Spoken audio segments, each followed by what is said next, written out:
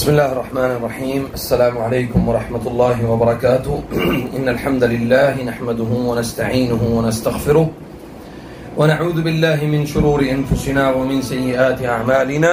من يهده الله فلا مضل له ومن يضلل فلا هادي له، ونشهد أن لا إله إلا الله وحده لا شريك له، ونشهد أن محمدا عبده ورسوله. أما بعد، قال الله تبارك وتعالى: قل لن يصيبنا إلا ما كتب الله لنا.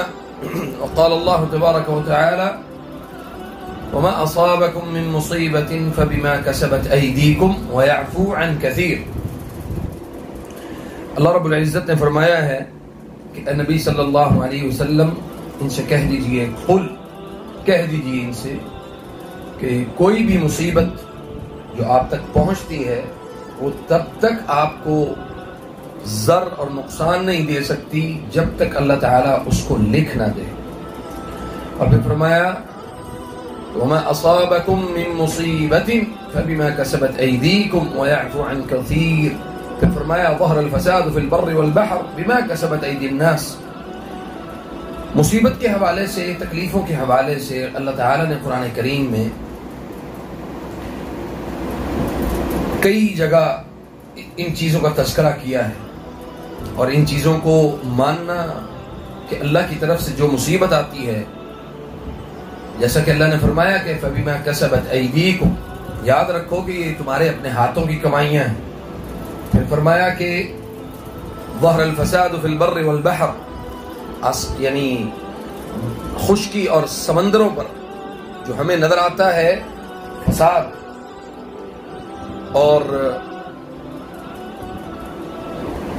ایک دوسرے کے دست و گریباں ہیں لوگ، تو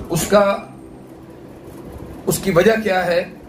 فَبِمَا كَسَبَتْ أَيْدِيكُمْ، یہ بھی ان کے اپنے ہاتھوں کی کمائی ہے. بِمَا كَسَبَتْ أَيْدِي النَّاسِ، یہ لوگوں کے اپنے ہاتھوں کی کمائی ہے.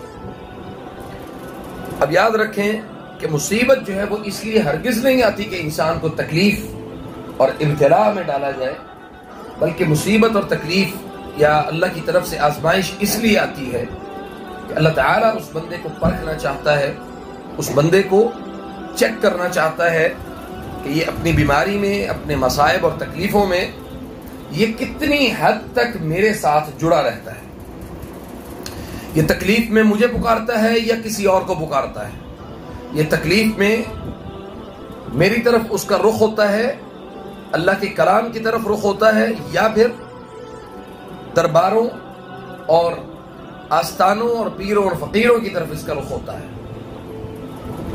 یہ مصیبت اور تکلیف میں، یا جب اس کے پاس رزق ختم ہو جائے تو یہ رزق، اولاد، زندگی کے مسائل، بیماری سے شفا اور اولاد کا حصول، یہ کہاں سے طلب کرتا ہے؟ اس کا اصل مطلوب کیا ہے اور کس جگہ سے اس کو یہ تمام چیزیں حاصل ہوتی ہیں؟ یہ درباروں سے جا کے، وہاں پہ جا کے سجدے کرتا ہے یا اللہ کے سامنے سجدہ ریز ہوتا ہے؟ تو فرمایا کہ فَبِمَا كَسَبَتْ أَيْدِيكُمْ، یہ تمہارے اپنے ہاتھوں کی کمائیاں ہیں. اور پھر اس میں بڑی اہم چیز وہ یہ کہ اللہ تعالیٰ نے مصیبتوں میں ڈالنے کے لیے وہ اسباب پیدا کیے ہیں. کوئی بھی مصیبت ڈائریکٹ آپ کی طرف نہیں آتی، اور اس چیز کا ادراک ہمیں اس بات سے کر لینا چاہیے کہ اللہ تعالیٰ نے انبیاء کو بھی آزمائش میں مبتلا کیا ہے. اللہ تعالیٰ نے انبیاء کو بھی آزمایا ہے. آپ اور میں، ہم عام لوگ، اللہ تعالیٰ ہمیں بھی ضرور آزمائے گا. اور اس آزمائش کی اس دائرے سے، آزمائش کے اس دائرے میں آئے بغیر یہ جو ہم سمجھتے ہیں کہ جنت بڑی آسان ہے، وہ جنت بڑی مشکل ہے، اور اس کے لیے ہمیں محنت کرنی پڑے گی. ایسا ہرگز نہیں ہوگا کہ بغیر محنت کیے اللہ تعالیٰ اتنے بڑے بڑے انعامات سے ہمیں نواز دے. اور پھر اس بات میں کوئی شک نہیں ہے کہ اللہ تعالیٰ کی رحمت بہت وسیع ہے. اللہ کی رحمت، ان رحمت اللہ واسعہ، اللہ کی رحمت بڑی وسیع ہے. لیکن اللہ تعالیٰ اس رحمت کی وسعت کا، اس کی وسعت کے حصول کے لیے بھی آپ کو آزمائش سے گزرنا پڑے گا. نبی صلی اللہ علیہ وسلم نے فرمایا کہ اللہ تعالیٰ فرماتے ہیں کہ میں اپنے بندوں کو کسی ابتلا میں ڈالتا ہوں اور اس ابتلا میں ڈال کے میں ان ساری کیفیات میں ڈال کے بعض لوگوں کو اللہ تعالیٰ ایسی کیفیت میں مبتلا کرتے ہیں اور وہ بیمار ہوتے ہیں، تو نبی صلی اللہ علیہ وسلم نے فرمایا کہ میں اگر وہ اس بیماری کی وجہ سے فوت ہو جائیں تو میں ان کو معاف کر دیتا ہوں۔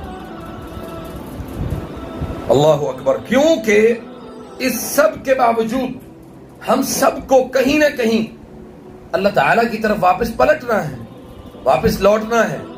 جب ہمیں اس بات کا ادراک ہے کہ مجھے اور آپ سب کو اللہ کی طرف واپس پلٹنا ہے، تو پھر ہم کیوں اپنے معاملات میں، اپنے عبادات میں، اپنی زندگی کے معاملات میں ہم کیوں اتنی دیر کرتے ہیں؟ ہماری طرف سے ہمیشہ دیر ہوتی ہے، اللہ کی طرف سے کبھی دیر نہیں ہوتی۔ اللہ تعالیٰ نے ہمیں ہمیشہ وقت پہ بلایا ہے، وقت پہ پکارا ہے۔ ہمیشہ ہم دیر کرتے ہیں، ہم اللہ کی طرف جانے میں دیر کرتے ہیں، اللہ سے مدد مانگنے میں دیر کرتے ہیں، اللہ کی طرف پلٹ آنے میں دیر کرتے ہیں، اللہ سے طلب کرنے میں ہم دیر کرتے ہیں۔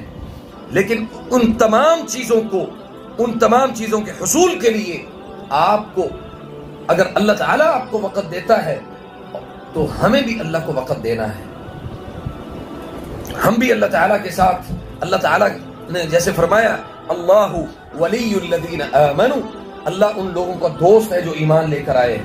اب ایمان بھی ہم لے کر آئے ہیں، سجدہ بھی ہم غیر اللہ کو کر رہے ہیں، ایمان بھی لے کر آئے ہیں، ہم لین دین بھی جو ہے نا وہ سودی انداز میں کر رہے ہیں، ہم ایمان بھی لے کر آئے ہیں، ہمارے معاشرے میں جو ہے وہ بینکوں کا سارا نظام ہے وہ سارا سودی نظام ہے، ہم ایمان بھی لے کر آئے ہیں، اور اس سب کے بعد ہم اللہ تعالیٰ کے ساتھ لوگوں کو کھڑا بھی کر رہے ہیں۔ اب یاد رکھیں اس بات کو کہ اللہ تعالیٰ نے ایک دن میں ہمارے اوپر 5 نمازیں فرض کی ہیں، ہم 5 میں سے کتنی ادا کرتے ہیں؟ شاذ و نادر خواتین خاص طور پہ اگر بہت ذمہ داری کے ساتھ ادا کریں تو 3۔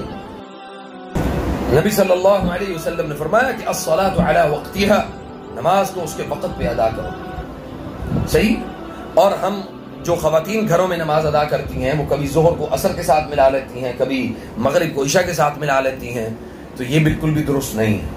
ہمیں اپنے رویے بدلنے ہوں گے اگر ہم اپنے ساتھ اللہ کا رویہ بدلا ہوا دیکھنا چاہتے ہیں۔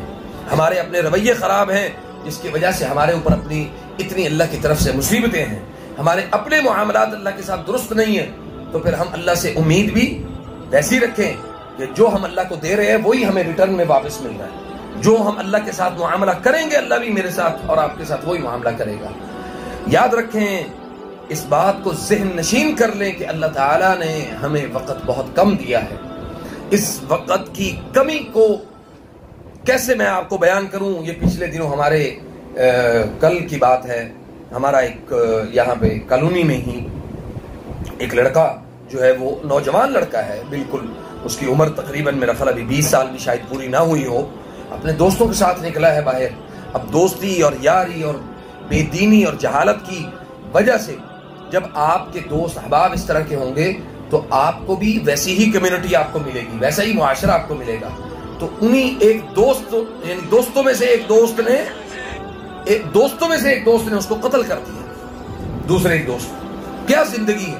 آپ یقین کریں زندگی کا کوئی ایک لمحے کا بھروسہ نہیں ہے، اور ہماری پلاننگز جو ہے نا وہ اتنی لمبی ہماری ترتیب ہے ہماری زندگی کی کہ جی میں اگلے سال میں نے یہ کرنا ہے، اس سے اگلے سال میں یہ کروں گا، میرے ٹارگٹ میں نے فکس کیے ہوئے ہیں۔ ضرور ٹارگٹ بنائیں، لیکن ان ٹارگٹ کو پورا کرنے کے لیے آپ کو اپنے اعمال صالحہ کو بھی اپنے ٹارگٹ میں شامل کرنا چاہیے، اپنی نیکیوں کو بھی اپنے اعمال صالحہ میں اپنی زندگی کے ٹارگٹ میں آپ کو شامل کرنا چاہیے۔ ہماری زندگی کا ٹارگٹ جو ہے وہ صرف اتنا ہے کہ جی میں نے یہ فلاں بزنس کرنا ہے، فلاں کام کرنا ہے، فلاں کاروبار کرنا ہے۔ سارے کام کریں جو دنیاوی معاملات ہیں، کسی میں کوئی رکاوٹ نہیں، لیکن جو اللہ کا حق ہے وہ سب سے پہلے ادا کرنا سیکھ لیں، آپ کی زندگی میں اطمینان آ جائے گا۔ یاد رکھیں، اموال کے ساتھ سکون نہیں ہے۔ اگر کوئی سمجھتا ہے کہ مال کے ساتھ میں سکون خرید سکتا ہوں تو آپ اس بات کو ذہن نشین کر لیں، پختہ کر لیں کہ اموال کے ساتھ زندگی میں سکون حاصل نہیں ہوتا۔